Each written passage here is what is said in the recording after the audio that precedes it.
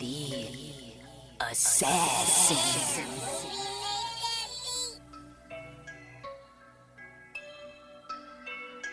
You know I break necks, call me Jack Tate. I have no regrets while your life is fading. I'm a crazy fuck equivalent to Satan. When I'm behind the mic, I feel like the greatest. You know I break necks, call me Jack Tate. I have no regrets while your life is fading. I'm a crazy fuck equivalent to Satan. When I'm behind the mic, I feel like the greatest. What up, y'all? You're listening to Sports Talk with Tropp, and I'm your host, Katie Tropp. Well, how's your fantasy football team doing? It's playoff time for some of us in our fantasy football leagues, and in two of my leagues, I made the playoffs, and number one seed in both of them. But unfortunately, in my NFL.com league that I'm the commissioner of, I unfortunately lost this week to my homie Simon in El Nino's squad. It was the third time that we faced each other this season, and I kicked his ass both times before, and he got me at the right time in the playoffs. So the championship round in my league is going to be between El Nino's squad, which is Simon, and then White Mount Palooka's. So, and Palooka's is actually the number 2 seed, and Simon, he's actually won this league twice. So if he wins, he's going to actually be the 3-time champ. So we'll see what happens in my my fantasy football league there. And I'm just doing the stupid third place bracket. Woo! I play, of course. Still, I always play, even if my team's completely out of it. Even if it's just a consolation bracket, I'm always setting my lineup. I care a little bit less, of course, but I set the bracket. But in my ESPN league, the money league, I kicked ass in week 1. We do have, this is the championship round, and our championship round is 2 weeks. But right now I'm sitting pretty with the 30-plus point lead right now. So looking good right now, but you never know. Your teams can just lay an egg one week. That's exactly what happened in my NFL.com league. It's just, it didn't matter who the hell I put on my starting squad. They were all going to lose to Simon's team, because that's just the way fantasy football goes. It's just luck of the draw, basically. But on to real football that matters. Let's get back to the Monday Night Football game, which was it was kind of a snooze fest. It was the Indianapolis Colts versus the Los Angeles Chargers. The Chargers did get the win, 20-3. Just kind of went about as expected. It really wasn't that.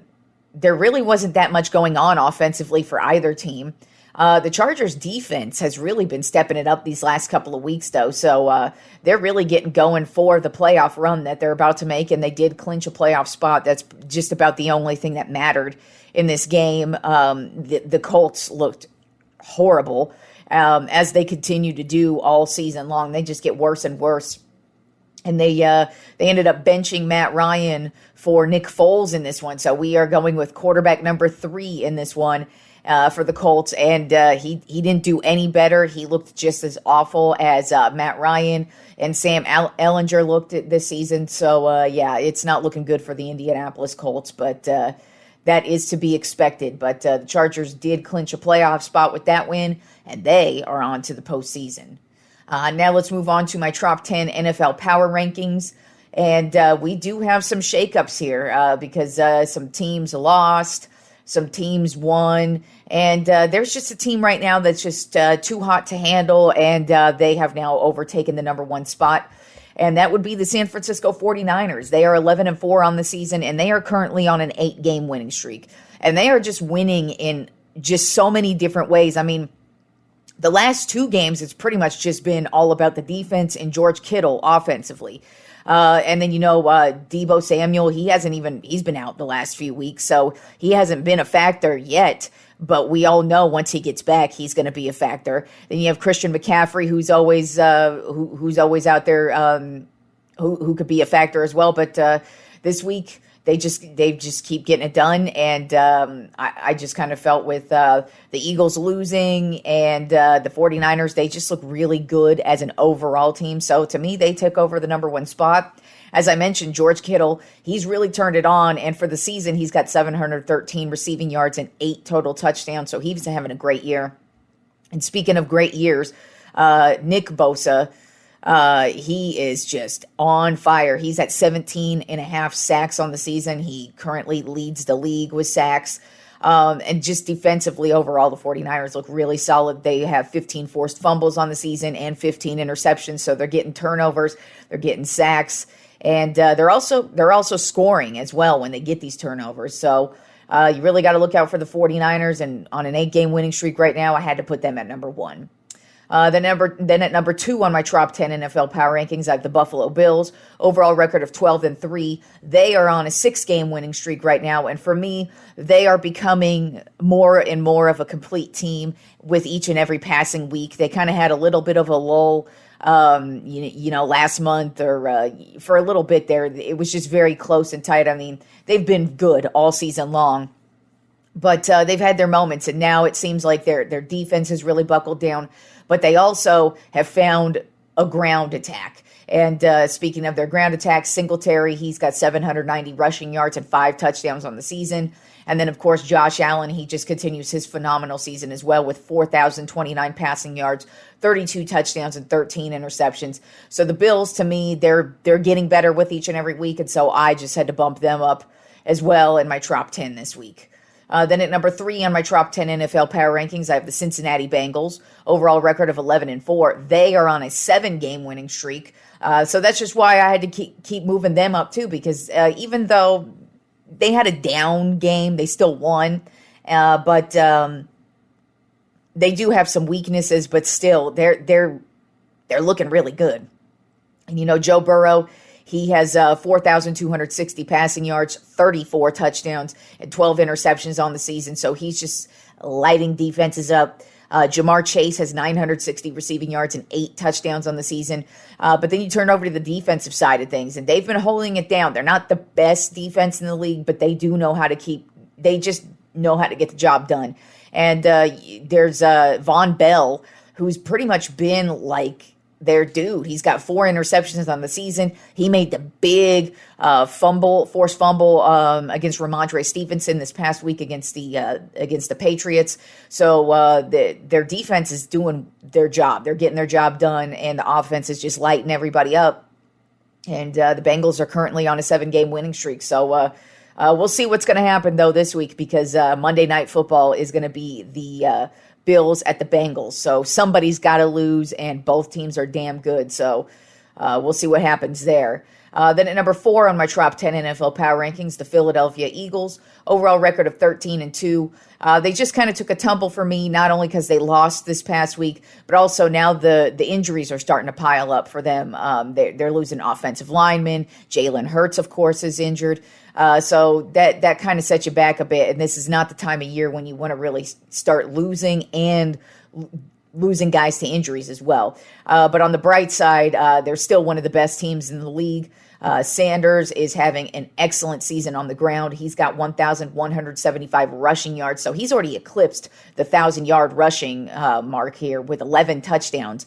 Then you have Hassan Reddick on the defensive side, because the Eagles' defense is probably the most underrated defense in the league. I mean, you hear about the Cowboys and the 49ers all season long, but this Eagles' defense they're one of the best in the league. And so Hassan Reddick, he's got 5 forced fumbles on the season and 14 sacks. And then just as a defense overall, they have 61 sacks on the season, 15 forced fumbles, and 16 interceptions. So they're just getting takeaways. They're scoring points, and they're setting their offense up in good field position. So even though the injuries are piling up, they're still a solid team. And until they start losing, they can't fall further down the power rankings. Then at number 5 on my top 10 NFL power rankings, I have the Kansas City Chiefs. Overall record of 12-3, and it's just the Patrick Mahomes show. Dude just continues to show that he is the MVP of the league. Right now, with 2 weeks remaining on the season, he has 4,720 passing yards. So the dude is more than likely going to eclipse the 5,000-yard mark here at some point within either this week or next week. Because he's just been the driving force for the Kansas City Chiefs. He's got 37 touchdowns and only 11 interceptions on the season. So guy is balling uncontrollably. Then he's got his dude Travis Kelce, who's also having an amazing season. He's got 1,257 receiving yards and 12 touchdowns on the season. So Kelce is also that dude. But then defensively, they also have 45 sacks on the season. So while they're not a defense that's that great, they are getting the job done, and 45 sacks ain't nothing to laugh at. So the Chiefs looking like they're rolling right into the postseason. Then at number 6 on my top 10 NFL power rankings of the Dallas Cowboys, overall record of 11-4. And this is just a really balanced attack team. You've got Pollard with 988 rushing yards, 9 rushing touchdowns, 371 receiving yards, and 3 receiving touchdowns. So he's having a great year. But then you turn over to Zeke with 829 rushing yards and then 11 rushing touchdowns. So both of these guys are getting the job done. It doesn't matter who starts. It doesn't matter who's in the goal line. One guy will have kind of a down game and the other one will just pick it up and he'll have the good game. So it's a great balanced attack with them. And then you got CeeDee Lamb, who is just I feel like he's getting better with every single game. He's got 1,207 receiving yards and 8 receiving touchdowns on the season. Then turning over to the defensive side of things, their secondary has suffered some injuries. And so in turn, Darren Bland has had to step in, and he's a rookie. He wasn't really expected to do shit, and the guy already has 5 interceptions, and he's only played a handful of games. I mean, he is not a starter, but the guy has stepped right in and made some big-ass plays for this defense. And Cowboys defense is just getting the turnovers when they need to, setting the offense up in good field position. And the Cowboys offense has a balanced attack, and they did get a big win against the Eagles. So we'll see what happens come playoff time, because we all know that's where it's really going to count for all the teams, but most certainly my stupid ass Cowboys. Then at number 7 on the top 10 NFL power rankings, I have the Minnesota Vikings, overall record of 12-3, and they really just keep rolling offensively. Kirk Cousins, he's got 4,117 passing yards, 27 touchdowns, and 11 interceptions on the season. So it's actually been a very, very solid season for Kirk Cousins, where he's known to usually choke. He's actually stepped it up this year. And, only 11 interceptions, that's not bad at all. Hell, Burrow's got 12, Allen's got 13, so it's not like he's even leading the league in turnovers. But then it's all about Justin Jefferson, who I feel is hands down the offensive player of the year. He's got 1,756 receiving yards and 8 receiving touchdowns on the season. The guy is money. He's going to be interesting when the playoffs roll around. It's actually going to be hilarious to me. What I'm kind of hoping happens in the playoffs this year is I'd really love to see the NFC Championship game come down to the Minnesota Vikings and the Dallas Cowboys, because one of those teams has to win. Both of those teams have kind of been known over the years to be a choke artist team. Dak's always had questions about him. What can he get the job done? And then same with Kirk Cousins. So I just think it would be funny if the NFC Championship game came down to those two teams, because somebody has got to win that matchup. And then also on the defensive side of things for the Vikings, while they've had their issues, Patrick Peterson, who's been in the league for what feels like 955 years, he has 4 interceptions on the season. He's hands down statistically this year one of the best shut down corners on the entire year, and guy is old and still playing at a high level. So it's like we look at Tom Brady, and yeah, Tom Brady's still older than Patrick Peterson, but Peterson's been in the league for a long time, and for him to still be playing at a high level, to have 4 interceptions, to be making big plays against some of the top receivers in the league, that says a lot, and he's been a huge difference maker for this Minnesota Vikings team, that's for sure. Then at number 8 on my top 10 NFL power rankings, I have the Los Angeles Chargers. Their overall record of 9-6, and they really have got it going this last couple of weeks. They've beat some legit teams, and offensively and defensively, they look really good. I mean, defense, they're actually on both sides of the ball. They're marred by injuries. The offensive line has suffered through a bunch of injuries, but the defense has really taken its toll. And so I kind of feel like that's what's held them back a lot this season. But they've really, really stepped it up these last couple of weeks, and they don't even have Bosa back yet. Justin Herbert, he's on a tear. He's got 4,252 passing yards, 21 touchdowns, and only 10 interceptions on the season. So he's having yet another great season. The defense has 13 forced fumbles and 13 interceptions, so they're getting turnovers. And we'll see what happens with the Chargers come playoff time as well. I mean, they're also kind of like the Vikings and Cowboys, where it's like you don't really know what to expect from them. But it would be nice to see Justin Herbert have some good games here in the postseason. Then at number 9 on my top 10 NFL power rankings of the Baltimore Ravens, overall record of 10-5. And it's really just all about this defense right now. The offense has been just so bad. They can barely score anything. But defensively, they're looking really, really good. They have 44 sacks on the season, 13 forced fumbles, and 14 interceptions. So they are getting turnovers. They are getting stops. And what used to be a problem about a month and a half ago, where they were just giving up leads and their defense was just giving it up in the fourth quarter, now they're actually holding it down. And so they seem to be back to Baltimore Ravens football when it comes to the defense and the ground attack, but they really could use Lamar Jackson back. But also on the defensive side of things, Roquan Smith, dude has been electric since he came over to the Ravens. He really has turned this defense around. He has 145 tackles on the season and 4.5 sacks, so he is a huge difference maker. And we'll see what happens with the Ravens. They're kind of getting lost in the shuffle in the AFC just because the Bills, the Bengals, and the Chiefs really are the cream of the crop over there right now. But if they happen to get a decent Lamar Jackson back, defensively, they're going to be a force to fuck with, but I don't know about the Ravens. We'll see what happens.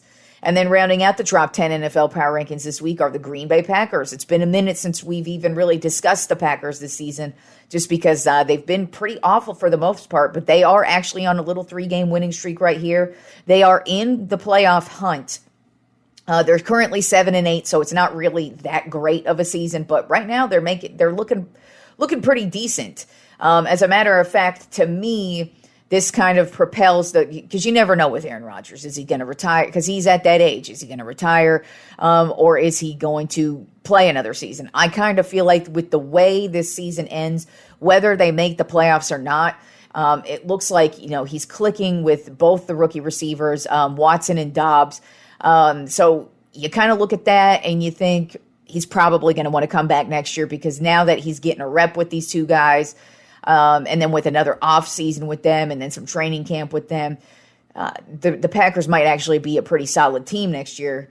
But this year, they're still in the playoff hunt. They need a lot of help to get into the playoffs. But so far, the help has been on the way. And Aaron Rodgers, he actually, it's been a quiet season for him, but he is a 3-time MVP, so you expect a lot from him. But still on the season, he's got 3,331 passing yards, 24 touchdowns, and only 11 interceptions. Usually he's a lot lower on the interceptions, but still 11. That's actually on the lower end for this season. And then you have Aaron Jones with 962 rushing yards and 2 rushing touchdowns. And then you have Alexander over on the defensive side of the ball. He has 5 interceptions on the season. He has been a huge difference maker for the defense. And we'll see what happens with the Packers. I would not be shocked to see them make the playoffs. And they might be a team who could possibly shake it up during wild card weekend, but I'm not convinced that they're a team that could actually compete for a Super Bowl. Then moving on to Thursday Night Football. It's actually going to be the last Thursday Night Football game of the season. It's my Dallas Cowboys at the Tennessee Titans. Right now, the Cowboys are a 9.5-point favorite. And, the Titans are on just an awful losing streak right now. And it's about to get worse for them, because not only is a good Dallas Cowboys team coming in to play for them, but it was also announced today that Derrick Henry is now doubtful for this game. So their only source of offense and scoring is going to be out of this game. And it doesn't look like Tannehill's going to play. Defensively, they're not looking as stout as they usually look. And I kind of feel like this team is just in disarray, and they are just careening into the ground. And the Cowboys are in the opposite direction. As a matter of fact, I kind of expect this to be a blowout from the Cowboys. I kind of feel like they're going to dominate from start to finish. And since there's only a couple games left in the season and they've already clinched a playoff spot, well, this win does matter because they still have a shot at winning the division. And part of that is they have to win their last two games. So, of course, they want to win this game. But generally speaking, Cowboys are already in, so it's not a life or death game. But I kind of feel like once the fourth quarter hits, if they're running away with this game, I expect to see Cooper Rush come into the game and a few of the other backups I would expect to see in the game. But I've got the Cowboys winning this one 31-10. And so the playoff picture right now is looking like this in the AFC. Right now, the number one seed would be the Buffalo Bills, overall record of 12-3. They've already clinched the playoff spot, and they are currently the leader in the AFC East. Then the number two seed would be the Kansas City Chiefs, overall record of 12-3. They've already won their division, the AFC West. The Cincinnati Bengals would be the number three seed at 11-4. They currently hold the lead in the AFC North, and they have clinched the playoff spot. Then at the number four seed, the Jacksonville Jaguars, overall record of 7-8. They currently hold the lead on the AFC South, which is currently the one of the last couple of playoff spots in the AFC. There's really only two playoff spots up for grabs in the AFC, and the South is one of them. So whoever wins the South is getting the number four spot there. And right now, the AFC wild card spots would go to the Baltimore Ravens at 10-5. They have clinched a playoff spot. The Los Angeles Chargers at 9-6, who have also clinched a playoff spot. And then the last wild card spot is still up for grabs right now. The Miami Dolphins hold it down at 8-7. And on the outside looking in are the New England Patriots and the New York Jets. Then turning to the NFC, the number one seed would be the Philadelphia Eagles at 13-2. They currently hold the lead on the NFC East, and they have clinched a playoff spot. Then the number two seed would be the Minnesota Vikings, the overall record of 12-3. They have clinched their division, the NFC North, and they have clinched a playoff spot as well. The number three seed would be the San Francisco 49ers, overall record of 11-4. They have also won their division, the NFC West, and have clinched a playoff spot. And the last division up for grabs, one of the three playoff spots remaining in the NFC is in the NFC South. Right now, the Tampa Bay Buccaneers hold the number 4 overall seed at 7-8. They have not won the division yet, but this division is still up for grabs. Then holding down the wild card spots right now in the NFC, the Dallas Cowboys at 11-4, who have already clinched a playoff spot. And the last two wild card spots in the NFC are still up for grabs. Right now, the New York Giants hold one spot at 8-6-1. And the Washington Commanders hold down the last spot at 7-1. And on the outside looking in right now in the NFC would be the Seattle Seahawks and the Green Bay Packers. So we have 2 weeks left. It's getting down to the nitty gritty. We're going to see, we've got these last two horrible divisions, the AFC South and the NFC South. It's getting crazy there. And then you've got the last spot in the AFC wild card and the last two in the NFC wild card. So, shit could get shaken up here, but so far we pretty much know what's going to happen. Really, just maybe a couple teams trade spots in seeding, but other than that, the playoffs are what they are right now. And then in some other NFL news, J.J. Watt, the stellar defensive end of the Arizona Cardinals, he is going to be calling it a quits after this season. He is retiring.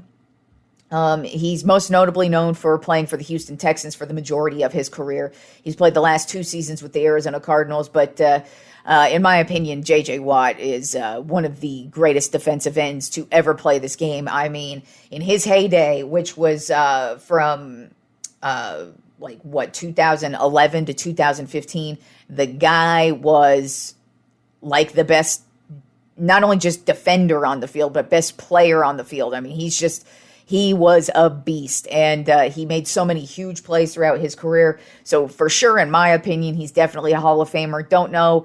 I would think he's a first ballot, but you never know with the way the Hall of Fame voters go. But he's definitely a Hall of Famer at some point. I would say first ballot. But like I said, you never know. But I mean, when you listen to the stats, from 2011 to 2015, these are his heyday years. He is a 3-time Defensive Player of the Year, which is practically unheard of. I mean, to win it once is an honor, but to win it 3 times is insane. In that time span, he had 74 and a half sacks, 15 forced fumbles, 12 fumble recoveries, 132 tackles for loss, 209 QB hits, 1 interception, which was an 80-yard touchdown return, and 1 safety. And I mean, he just was always a huge force. I mean, the Texans were actually pretty decent for most of his career. They had definitely their down years because, they're the Texans. But when they were a playoff-bound team, it had to do with J.J. Watt. That guy was a beast. Hell, he even had just an amazing game the other night for the Cardinals. And I mean, it's also, you can also tell it probably is time for him to retire. The last, he's had injuries the last 5 seasons, and debilitating injuries too. Not just a sprain here and there. No, he's torn his pecs. He's had elbow injuries, shoulder injuries, and he's just had injuries where he's missed the entire rest of the season. So I'm sure the dude is hurting, and it's just time for him to call it quits. He probably is looking at it like he doesn't really have any prospects to win a championship, because I'm sure that's really all that dude's playing for right now, and that's not going to happen with the Cardinals. That team is in such disarray. Who the hell knows what their future's looking like?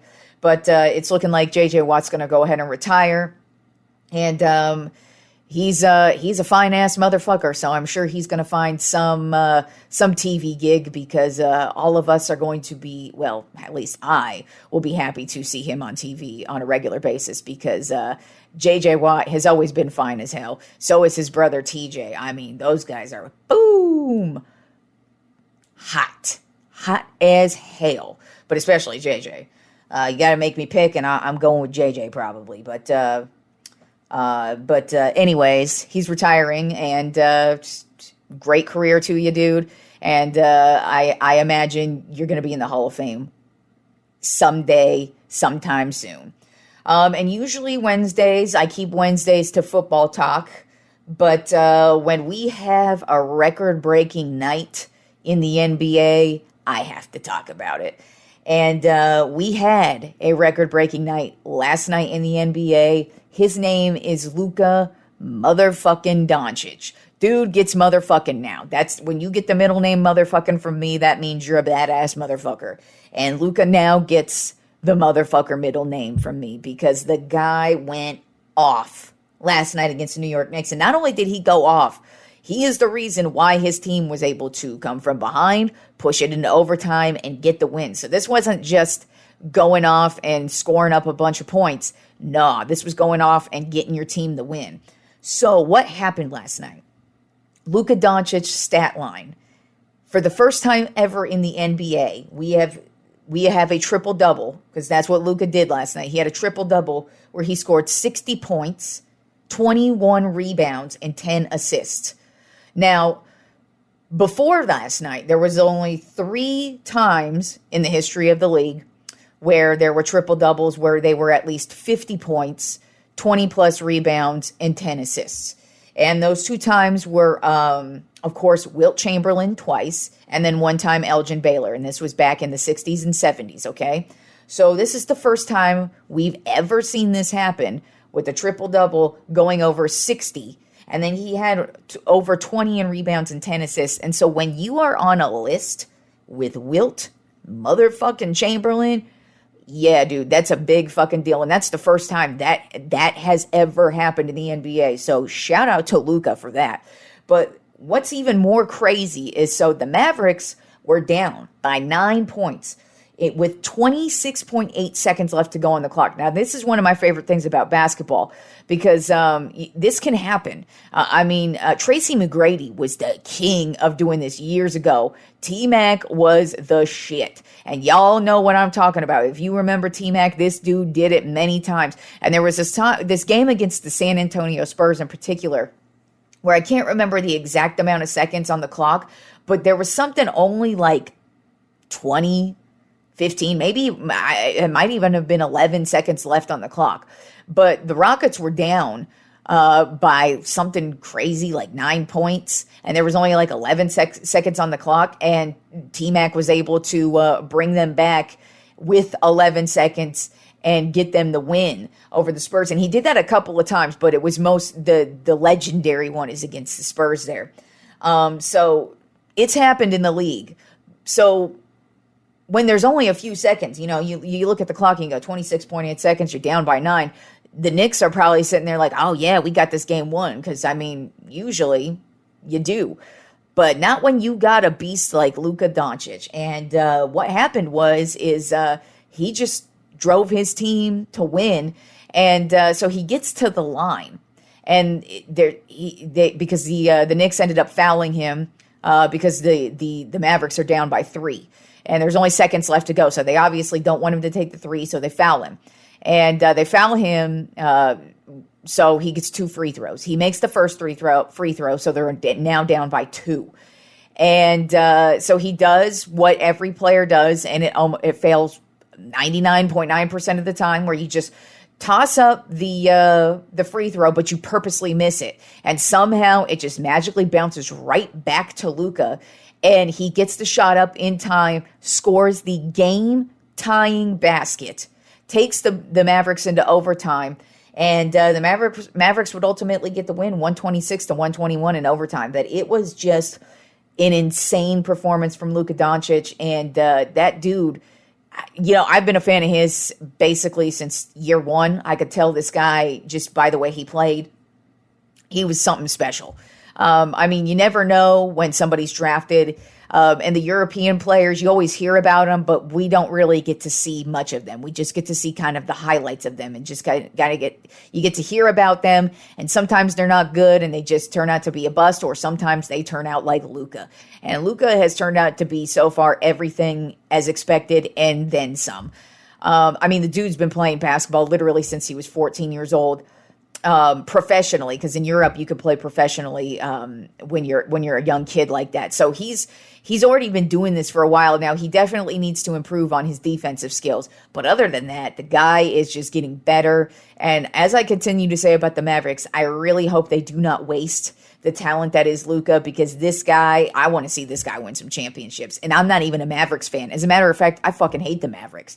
But I want to see Luka win some shit, because that dude is a fun, fantastic player to watch, and what we saw last night was insane. And that wasn't just like a lucky performance. That was a great performance and a great win for the Mavericks. So congrats to Luka, and thank you for putting on a show. And like I said, when you're on a list with Wilt Chamberlain and hell, Elgin Baylor, you doing something right, homie. So keep it up. All right, y'all, enjoy the rest of the week of sports, and I will talk to you fools on Friday.